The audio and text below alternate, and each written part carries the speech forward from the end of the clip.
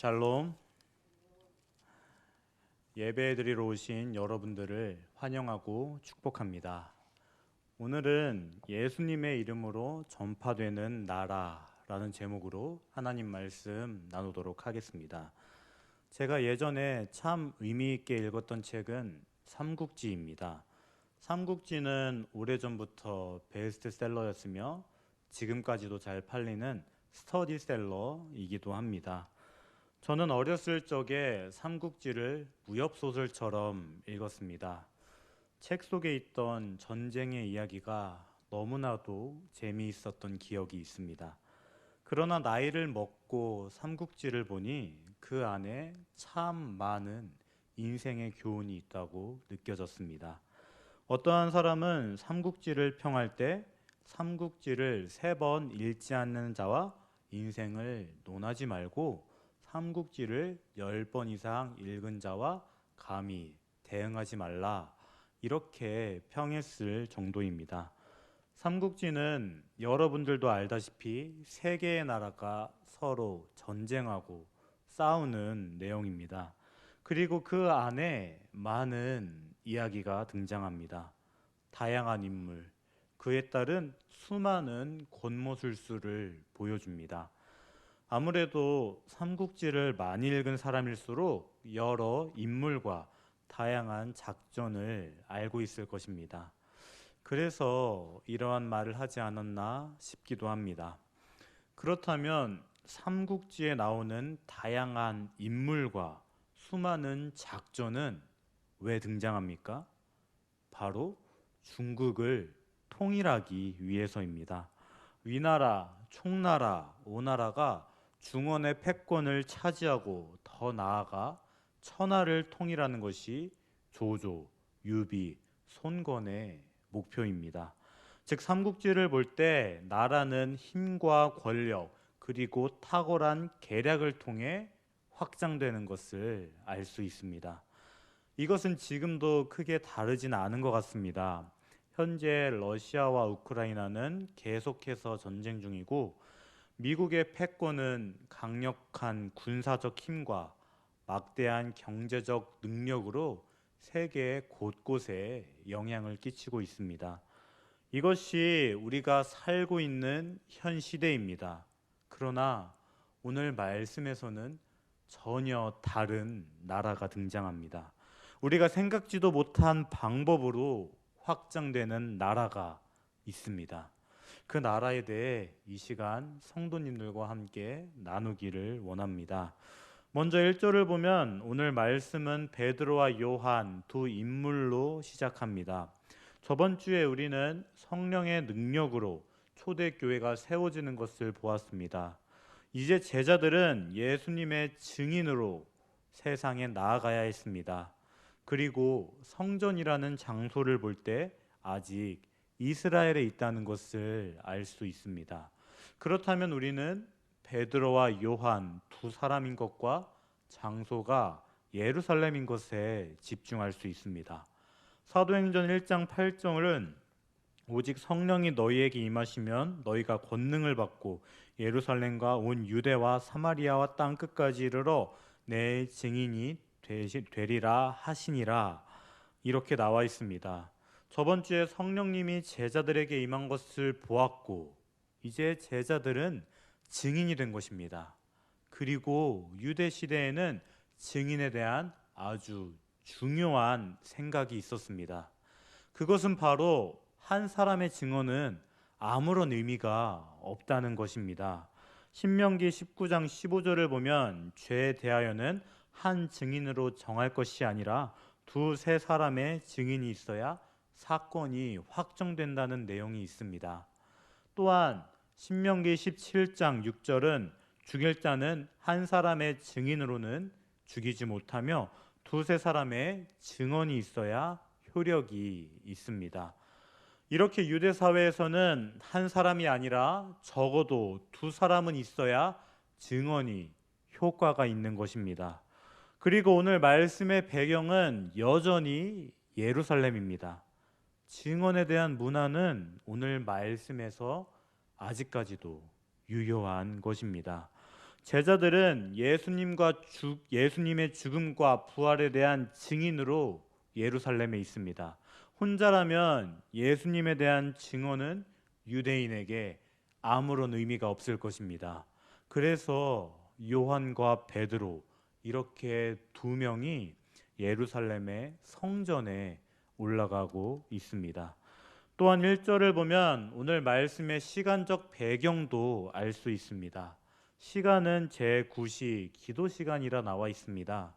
제9시라고 하지만 이것은 유대적 시간이고 현대적 시간으로 해석하자면 6시간을 더해야 합니다. 즉 우리 시간으로 표현하자면 요한과 베드로는 오후 3시에 성전으로 올라갔습니다. 그리고 이 시간을 기도 시간이라 표현합니다. 그 당시 예루살렘에는 매일 아침 제사, 저녁 제사 두 번의 제사가 있었습니다. 사도들은 이 시간에 맞춰 기도했던 것으로 보입니다. 그리고 거기에는 태어날 때부터 걷지 못하는 한 사람이 있습니다. 태어날 때부터 걷지 못하게 된 사람입니다. 후천적인 요인이 아니라 선천적으로 걷지 못하는 사람, 즉 걸어본 적이 한 번도 없는 사람입니다. 2절 말씀에도 보면 이 사람은 다른 사람이 메고 오지 않으면 이동조차 할 수 없는 사람이었습니다. 얼마나 안타까운 사람입니까? 얼마나 불쌍한 사람입니까? 이 사람에 대한 누가의 묘사는 그의 절박함을 극적으로 표현하고 있습니다. 또한 그는 성전에 들어가는 사람들에게 구걸하는 사람이었습니다. 혼자임으로는 살아갈 수 없는 사람이었습니다. 누군가의 도움이 없다면 하루도 살 수 없는 사람입니다. 그래서 매일 아침 빠짐없이 미문이라는 성전 문 앞에서 구걸을 해야만 했습니다. 그렇다면 왜 다리가 불편한 이 사람은 성전 앞에서 구걸했다 생각하십니까? 이것을 알기 위해 먼저 장애인에 대한 당시 유대인의 인식을 알아볼 필요가 있습니다. 이스라엘에는 전통적으로 장애가 있는 사람에게 종교적, 사회적 제한을 두었습니다. 특히 신체적 결함이 있는 사람은 제사장이 되지 못했습니다. 또한 유대인의 인식에는 장애가 죄 때문에 생겨난 하나님의 저주라고 생각했습니다. 요한복음 9장을 보면 날 때부터 맹인인 사람을 보고 제자들이 누구의 죄 때문이냐고 예수님께 물었던 장면 다들 기억하실 것입니다. 제자들의 행동도 그 당시 장애인에 대한 유대인의 인식 때문이었습니다. 그렇기에 장애가 있는 사람이나 병자들이 성전에 들어간다는 것은 말도 안 되었습니다. 저주받은 사람이 거룩한 하나님의 성전에 들어간다는 것은 상식적으로 말이 되지 않았기 때문입니다. 그렇다고 해서 하나님은 장애인들을 절대 무시하거나 도외시하지 않으셨습니다. 이들은 율법에 의해 인격과 신체를 보호받을 수 있었습니다. 특히 레위기 19장 14절을 보면 너는 귀먹은 자를 저주하지 말며 맹인 앞에 장애물을 놓지 말고 내 하나님을 경외하라고 말씀하십니다. 즉 율법의 정신에 의하면 이들은 구제의 대상이었으며 이것은 하나님을 경외하는 일이었습니다. 그러나 경건하다고 하는 사람들의 행동은 어떠했습니까? 율법을 누구보다 잘 지킨다고 하는 바리새인 그리고 율법 학자인 서기관들은 죄인들을 멸시했습니다. 장애인을 보호하는 것이 하나님을 경외하는 일임을 까맣게 잊은 채 저주받은 죄인이라고 무시했습니다. 오늘 말씀에 등장하는 사람도 아마 이러한 취급을 당했을지 모릅니다. 게다가 선천적인 장애인이니 모멸당하는 일은 더욱 심했을 것입니다. 그럼에도 그는 성전 앞 미문까지 왔습니다. 미문은 성전에 들어가기 바로 직전의 문입니다. 그렇기에 인파도 굉장했을 것입니다. 물론 이 사람은 인파가 많을 것을 기대하며 기도 시간에 갔을 것입니다. 사람이 많을수록 구걸할 수 있는 사람은 많아졌기 때문입니다.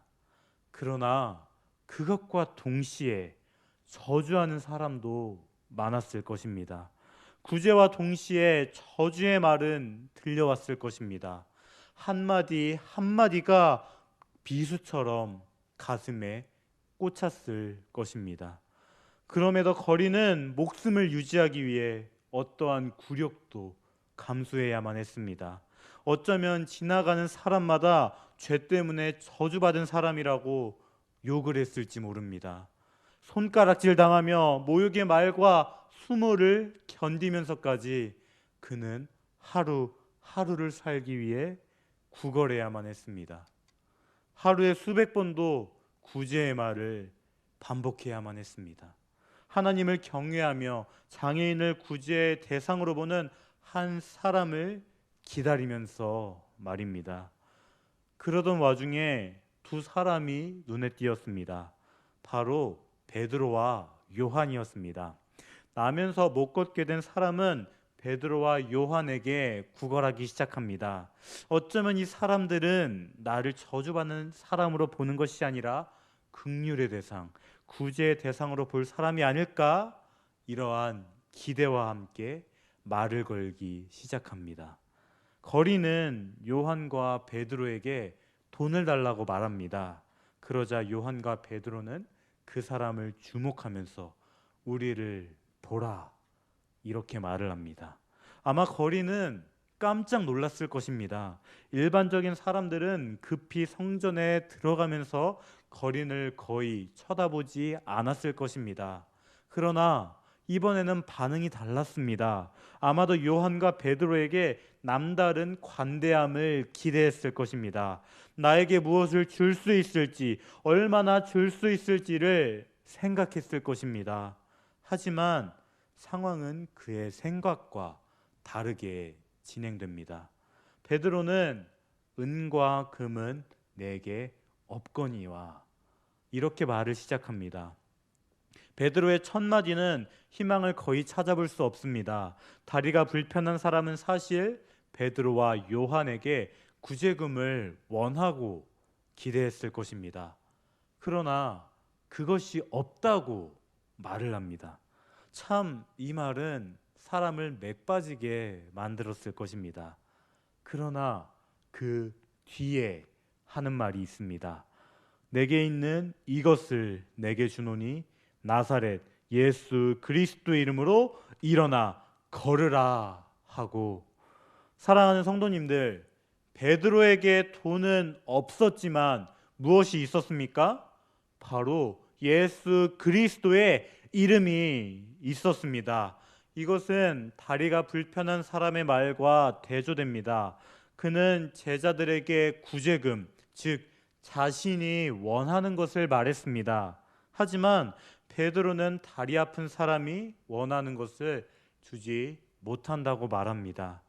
다리 아픈 사람이 이 말을 들었을 때 참으로 허탈했을 것입니다. 그러나 다리 아픈 사람이 진정으로 필요한 것을 줄 수 있다고 말을 합니다. 그것은 바로 예수 그리스도의 이름이었습니다. 예수 그리스도의 이름으로 일어나 걸으라, 이렇게 명령을 합니다. 베드로는 자기의 말을 행동으로 옮기기 위해 손을 내밀어 절음발이에 오른손을 잡아 일으켰습니다. 그 순간 기적이 일어났습니다. 설 수 없는 사람이 자기 발로 설 수 있게 되었습니다. 지금까지 걷는 것은 말할 것도 없고 단 한 번도 설 수 없었던 그 사람의 발과 발목에 힘이 생기기 시작합니다. 일어나면서 풀썩 주저앉는 것이 아니라 조금의 흔들림도 없이 설 수 있게 되었습니다. 이렇게 예수 그리스도의 이름으로 명령한 결과 기적이 일어났습니다. 놀라운 일이 일어나게 되었습니다. 이것은 베드로가 어떠한 권한, 능력으로 이러한 기적을 행할 수 있었는지를 보여줍니다. 자기 힘이 아니라 예수 그리스도의 능력으로 그는 거린의 손을 잡아 일으켜 세웠습니다. 그리고 여기에서 힘을 얻다는 수동태로 사용되었습니다. 즉, 한 것이 아니라 된 것입니다. 다른 사람이 해준 것입니다. 누가는 이 부분을 수동태로 기록해서 예수님의 능력으로 거린이 걷게 되었다는 것을 확실하게 보여주고 있습니다. 베드로, 요한 혹은 거린 자기 힘으로 일어선 것이 아님을 분명하게 나타내고 있습니다. 그리고 그는 너무나 기쁜 나머지 뛰어서서 걸으며 성전으로 들어갔습니다. 제가 설교 초반에 이 장애인에 대해 어떻게 설명했는지 기억하십니까? 그 당시 유대인에게 장애는 죄의 결과였습니다. 하나님의 저주였습니다. 저주받은 사람은 성전에 들어가지 못했습니다. 그러나 이제는 다릅니다. 태어날 때부터 걷지 못했던 사람이 걷게 되었습니다. 그는 당당히 성전으로 걸어갈 수 있게 되었습니다. 평생 가본 적 없고 한 번쯤 꼭 가고 싶어 했던 그 성전에 들어가게 되었습니다. 죄인의 모습으로 들어가지 못했던 성전을 예수 그리스도의 이름으로 들어가게 되었습니다. 성전에 들어간 그는 너무나 기뻐했습니다. 과거의 모습은 전혀 찾아볼 수 없었습니다. 그는 걷기도 하며 뛰기도 하며 하나님을 찬송했습니다. 예수님의 이름이 한 사람의 인생을 완전히 바꿔버렸습니다. 그리고 이것을 본 많은 사람은 놀라워하였습니다. 이것이 오늘 말씀의 대략적인 내용입니다. 그렇다면 사랑하는 성도님들, 오늘 말씀을 어떻게 생각하십니까? 그저 하나의 기적과 같은 이야기라고 생각하십니까? 베드로가 예수님의 이름으로 불쌍한 사람을 치유해서 그 사람의 인생이 완전히 바뀌어 버린 그러한 사건이라 생각하십니까? 불쌍했던 한 사람이 해피엔딩으로 끝나는 그러한 이야기라고 생각하십니까? 그러나 오늘 말씀은 그것이 끝이 아닙니다.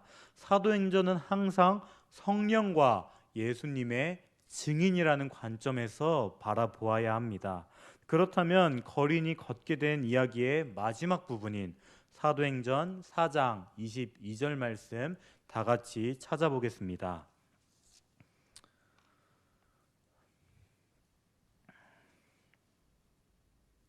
그러면 제가 읽도록 하겠습니다. 이 표적으로 병 나은 사람은 40여 세나 되었더라. 아멘. 성경은 이 사건을 표적이라 기록하고 있습니다. 영어 성경에서 표적은 사인이라 번역합니다. 사인은 가리키는 것이 있습니다. 즉 표적이란 단순한 기적이 아니라 가리키는 것이 있습니다. 그리고 이 표적은 예수님이 누구인지에 대해서 가리키고 있습니다. 사랑하는 성도님들, 예수님은 누구입니까? 바로 메시아, 우리들의 구원자입니다. 오늘 말씀도 마찬가지입니다. 오늘 말씀은 하나의 치유 사건으로 가볍게 볼 수 있는 그러한 말씀이 아닙니다. 오늘 말씀은 예수님이 메시아인 것을 드러내고 있습니다. 예수 그리스도의 이름으로 날 때부터 장애를 갖고 있던 사람이 치유되었습니다. 유대인의 인식 속에 장애란 죄 때문에 일어난 하나님의 저주였습니다. 장애가 있다는 것 자체가 죄인이라 취급받던 시대였습니다. 게다가 말씀에 등장하는 거린은 날 때부터 걷지 못했던 사람입니다. 그는 평생토록 죄인이라는 낙인을 가진 채 살아왔습니다. 그러나 장애가 치유를 받게 되었습니다. 그렇다면 예수님의 병을 고칠 뿐만 아니라 죄까지도 용서하시는 신적인 권위가 확증된 것입니다. 즉 예수님은 하나님만이 하실 수 있는 죄 용서의 권능이 있는 분임을 보여주는 것입니다. 또한 이 사건은 메시아가 오셔서 다스릴 하나님 나라의 도래를 말해주고 있습니다. 이것을 알기 위해 이사야 35장 6절을 읽어볼 필요가 있습니다. 다 함께 찾아보도록 하겠습니다. 이사야 35장 6절입니다.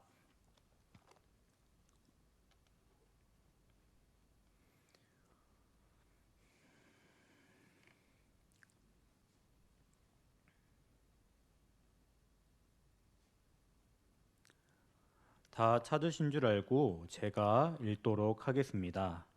그때 저는 자는 사슴같이 뛸 것이며 말 못하는 자의 혀는 노래하리니 이는 광야에서 물이 솟겠고 사막에서 시내가 흐를 것임이라.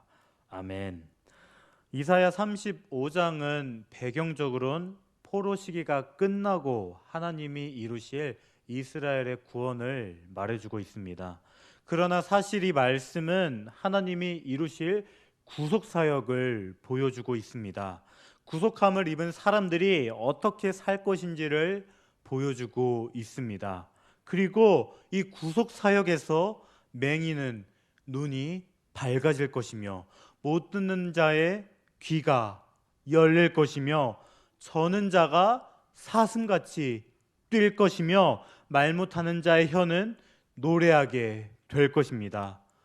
사랑하는 성도님들, 오늘 말씀에서 걷지 못하는 거리는 어떠한 상태가 되었습니까? 예수 그리스도의 이름으로 치유받아 뛰고 있습니다. 사슴같이 뛰고 있는 것입니다. 이사야 35장 5절 말씀의 예언이 성취된 것입니다. 이것은 예수 그리스도의 이름이 선포될 때 이루어진 것입니다. 즉 예수 그리스도의 이름을 통해 하나님의 구속 역사가 이루어지고 있는 것입니다. 이것은 예수님이 메시아임을 보여줍니다. 유대인들이 그토록 바라고 기다리던 메시아가 예수 그리스도라는 사실을 보여주는 것이 바로 오늘 저른바리가 치유된 사건입니다. 또한 구속함을 입은 사람들이 살아갈 새 시대가 도래했음을 보여주고 있습니다. 메시아가 다스리는 하나님 나라가 이 땅에 임하였음을 보여주는 것입니다. 사랑하는 성도님들, 오늘 말씀은 단순히 병을 고치는 사건이 아닙니다. 오늘 말씀은 예수님이 어떠한 분이신지를 보여주고 있습니다. 예수님은 보혈로 우리의 죄값을 치르셨고 우리는 새 생명을 얻었습니다. 예수님만이 우리의 죄를 해결할 수 있는 유일한 분입니다. 예수님만이 우리의 구원자가 되십니다. 그리고 하나님 나라의 왕으로 새 시대를 열어가는 분임을 보여주고 있습니다. 물론 표정만으로는 가리키는 곳에 무조건 도달한다는 보장은 없습니다. 저도 운전을 하면서 표지판을 보지만 길을 잘못 들어설 때도 있습니다. 그래서 베드로는 솔로몬 행각에서 설교하며 이 표적에 대해 해석합니다. 기적을 이루어낸 능력의 정체가 하나님의 종 예수님을 영화롭게 하셨기 때문이라고 말을 합니다. 베드로의 설교에 의하면 예수님이 영화롭게 되셨기 때문에 저른바리가 치유된 것입니다. 그리고 베드로는 구약 성경을 통해 예수님이 메시아임을 드러내고 예수님의 죽음과 부활에 대한 증인임을 잊지 않습니다. 이러한 베드로의 설교 때문에 어떠한 일이 일어나는지 알고 있습니까? 사도행전 4장 4절 말씀 다 같이 찾아보도록 하겠습니다.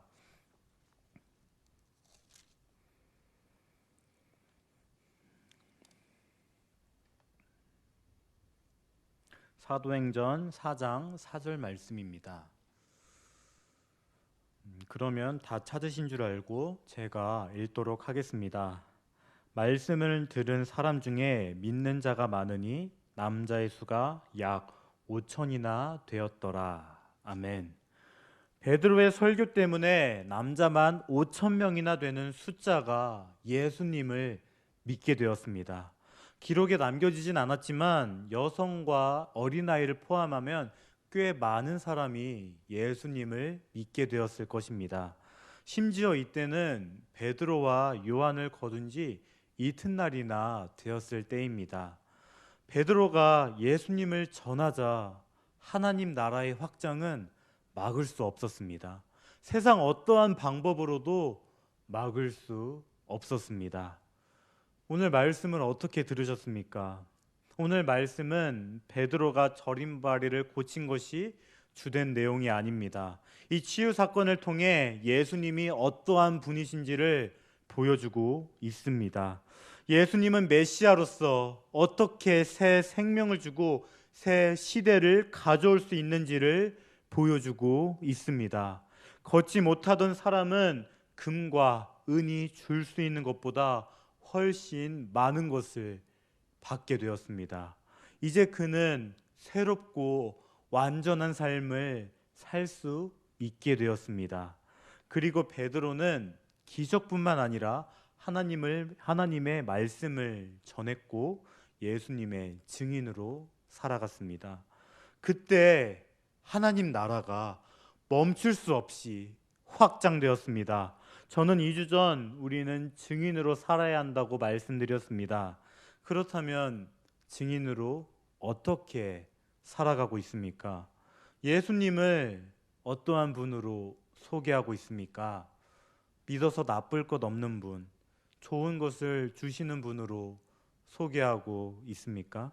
그것도 아니라면 예수님과 전혀 상관없는 이야기로 다른 사람을 전도하진 않습니까? 그렇다면 오늘 말씀에서 하나님 나라는 어떻게 확장되었습니까? 바로 예수 그리스도의 이름을 통해 확장되었습니다. 예수님이 우리의 죄 문제를 해결할 수 있는 유일한 분이고 부활하신 메시아라는 사실이 선포될 때 하나님 나라가 확장된 것입니다. 사랑하는 성도님들, 성경 시대와 지금 시대가 다릅니까? 전혀 그렇지 않습니다. 다를 것이 하나도 없습니다. 하나님은 어제나 오늘이나 동일하십니다. 그렇다면 지금 이 시대에 하나님 나라가 확장되는 방법은 바로 예수님의 이름을 선포하는 것밖에 없습니다. 그러나 우리는 자꾸 다른 생각을 합니다. 예수님이 아닌 은과 금을 주려 합니다. 교회에서 재밌는 행사를 하면 전도가 된다고 생각합니다. 교회에서 유명한 사람을 부르면 전도가 된다고 생각합니다. 교회가 사업을 하면 성장한다고 생각합니다. 교회가 힘이 있고 재정이 있으면 성장한다고 생각합니다.